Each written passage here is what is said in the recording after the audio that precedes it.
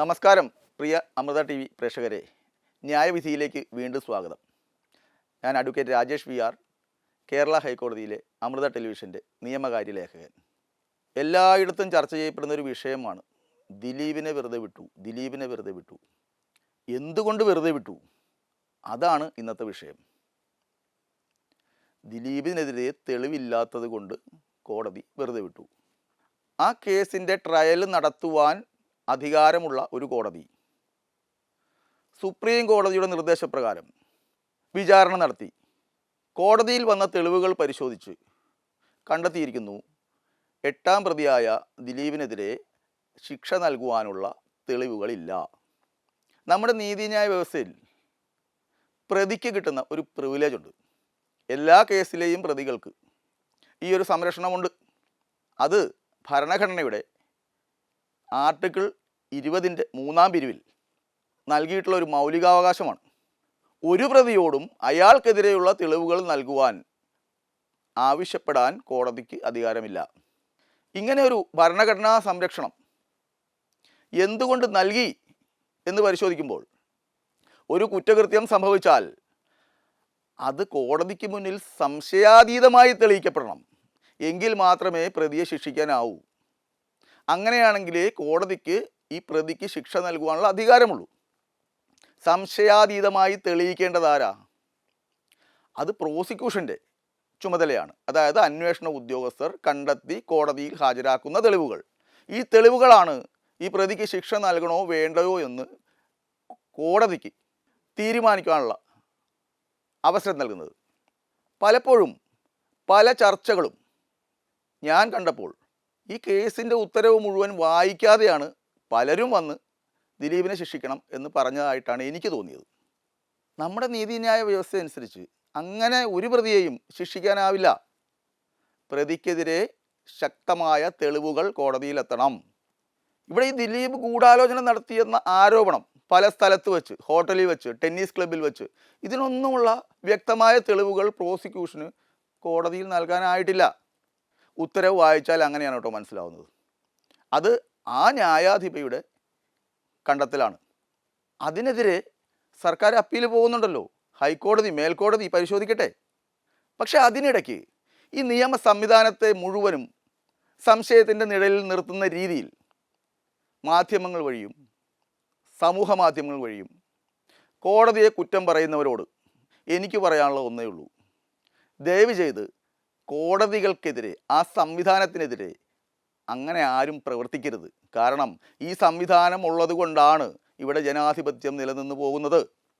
എഴുതി വയ്ക്കപ്പെട്ട നിയമങ്ങളാണ്, അല്ലെങ്കിൽ ചട്ടങ്ങളാണ് കോടതിയിൽ പാലിക്കപ്പെടുന്നത്. ഈ ദിലീപിനെ ശിക്ഷിക്കണമെന്ന് മുറവിളി കൂട്ടുന്നവർ ആരും തന്നെ നമ്പി നാരായണൻ കേസിനെ കുറിച്ച് പറഞ്ഞു കേൾക്കുന്നില്ല. എന്തുകൊണ്ടാണ്? ചാരക്കേസും ചർച്ച ചെയ്യണ്ടേ ഇതിനോടൊപ്പം? ഒരു ജീവിതകാലം മുഴുവനും ഒരു കേസിൽ കുറ്റാരോപിതനായി അവസാനം കോടതി കണ്ടെത്തിയതാണ് അദ്ദേഹത്തിനെതിരെയുള്ള ആരോപണങ്ങൾ കളവാണ്. അദ്ദേഹത്തിന് നഷ്ടപരിഹാരം കൊടുക്കേണ്ടി വന്നു സർക്കാരിന്. എന്ന് മാത്രമല്ല, ഈ നഷ്ടപരിഹാരം അന്നത്തെ അന്വേഷണ ഉദ്യോഗസ്ഥരോട് വാങ്ങിയെടുക്കണമെന്ന് വരെ പറഞ്ഞു. കോടതി തന്നെയാണ് പറഞ്ഞത്, സുപ്രീം കോടതിയാണ് പറഞ്ഞത്. അപ്പോൾ അങ്ങനെ സംശയാതീതമായി കുറ്റം തെളിയിക്കാത്തടത്തോളം എങ്ങനെയാണ് ഒരു ജഡ്ജിക്ക് ദിലീപിനെ ശിക്ഷിക്കാൻ പറ്റുക? അത് മേൽക്കോടതി പരിശോധിക്കട്ടെ. ഈ ജഡ്ജ്മെൻറ്റിൽ എന്തെങ്കിലും കുഴപ്പങ്ങളുണ്ടെങ്കിൽ നമ്മുടെ സംവിധാനം ഉണ്ടല്ലോ, ഹൈക്കോടതി പരിശോധിക്കട്ടെ. അതുവരെയെങ്കിലും കോടതികളെയും ന്യായാധിപരെയും കുറ്റം പറയുന്നത് നിർത്തണമെന്നാണ് ഞാൻ ആവശ്യപ്പെടുന്നത്. ഇപ്പോൾ ജുഡീഷ്യൽ ഓഫീസർമാർ ഹൈക്കോടതിയോട് അഭ്യർത്ഥിക്കേണ്ട അവസ്ഥ വരികയാണ്. ഒരു ജഡ്ജിനെ ഒറ്റ തിരിഞ്ഞ് ആക്രമിക്കുന്നു എന്നാണ് അവരുടെ പരാതി.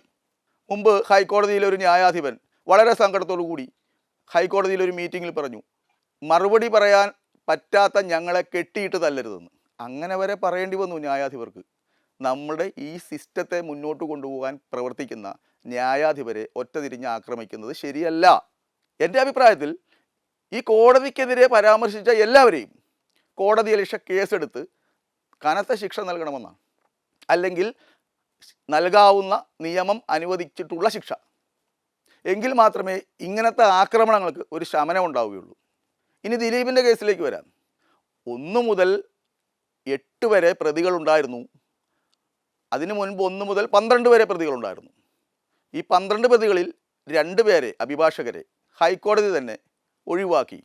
അവർ കുറ്റം ചെയ്തിട്ടില്ല എന്ന് കണ്ട് ഒഴിവാക്കി. അതിനെതിരെ സർക്കാർ അപ്പീലൊന്നും പോയിട്ടില്ല. അക്കാര്യവും ഈ വിധിയിൽ പറയുന്നുണ്ട് കേട്ടോ. പിന്നെ ദിലീപ് ഗൂഢാലോചന നടത്തി എന്നുള്ളത് ഈ പരസ്പരം ഇവർ പല സ്ഥലത്ത് വെച്ച് കണ്ടു, പ്രതിയായിട്ട് കണ്ടു, സംസാരിച്ചു എന്നൊക്കെ പറയുന്നതല്ലാതെ അതിനൊക്കെ തെളിവുകളൊന്നും കോടതിയിൽ എത്തിയിട്ടില്ലെന്നേ. അതുകൊണ്ടാണ് വെറുതെ വിട്ടത്. ഈ കേസിൻ്റെ തെളിവിലേക്കായി 8-ാം പ്രതി സിനിമാ താരത്തിൻ്റെയും മുൻ ഭാര്യയുടെയും വിവാഹമോചനത്തിനായി കോടതിയിൽ ഫയൽ ചെയ്ത പെറ്റീഷൻ വരെ തെളിവിൽ വന്നു. അതുകൊണ്ട് തന്നെ ഈ ആക്രമിക്കപ്പെട്ട അതിജീവിതക്കെതിരെ ഇദ്ദേഹത്തിന്, അതായത് 8-ാം പ്രതി സ്ഥാനത്തുണ്ടായിരുന്ന വ്യക്തിക്ക് ഇങ്ങനെ ഒരു ഹീനകൃത്യം ആസൂത്രണം ചെയ്യാനുള്ള മുൻവൈരാഗ്യം അല്ലെങ്കിൽ മോട്ടീവ് ഉണ്ടെന്ന് തെളിയിക്കാൻ പോലും പ്രോസിക്യൂഷന് കഴിഞ്ഞില്ല. ഈ കുറ്റകൃത്യത്തിന് ശേഷം ഉടൻ തന്നെ സ്ഥലത്തെത്തിയ അന്നത്തെ തൃക്കാക്കര അസിസ്റ്റൻറ്റ് കമ്മീഷണർ ബിനോയ്, അദ്ദേഹത്തിൻ്റെ സമയോചിതമായ ഇടപെടൽ കൊണ്ടാണ് ഇത്രയും പ്രതികളെ പെട്ടെന്ന് തന്നെ പോലീസിന് വലയിലാക്കാൻ കഴിഞ്ഞത്.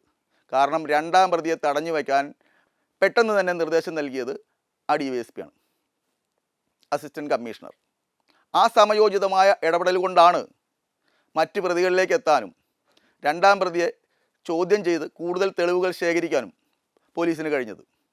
അതിനുശേഷം ഫസ്റ്റ് ഇൻഫർമേഷൻ സ്റ്റേറ്റ്മെൻറ്റ് രേഖപ്പെടുത്തിയ അനിൽകുമാർ എന്ന പോലീസ് ഉദ്യോഗസ്ഥനെ സാക്ഷി പട്ടികയിൽ പോലും ചേർത്തിട്ടില്ലെന്നാണ് കോടതിയുടെ കണ്ടെത്തൽ.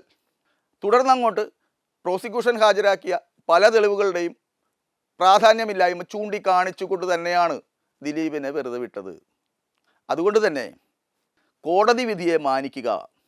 കോടതി വിധി മതിയായില്ല, അതല്ലെങ്കിൽ കോടതി വിധിയോട് എതിർപ്പുണ്ടെങ്കിൽ അപ്പീൽ കൊടുക്കാമല്ലോ, ഹൈക്കോടതി തീരുമാനിക്കട്ടെ. അതുവരെയെങ്കിലും വിധി പറഞ്ഞ ന്യായാധിപയെ വളഞ്ഞിട്ടാക്രമിക്കുന്നത് നിർത്തണം. എങ്കിലേ നമ്മുടെ ജനാധിപത്യം, ജുഡീഷ്യറിയുടെ അന്തസ്സ്, അഭിമാനം ഇതൊന്നിനും കോട്ടം തട്ടാതിരിക്കുകയുള്ളൂ. വീണ്ടും ഒരു വിഷയവുമായി ഇനിയും കാണാം. നന്ദി, നമസ്കാരം.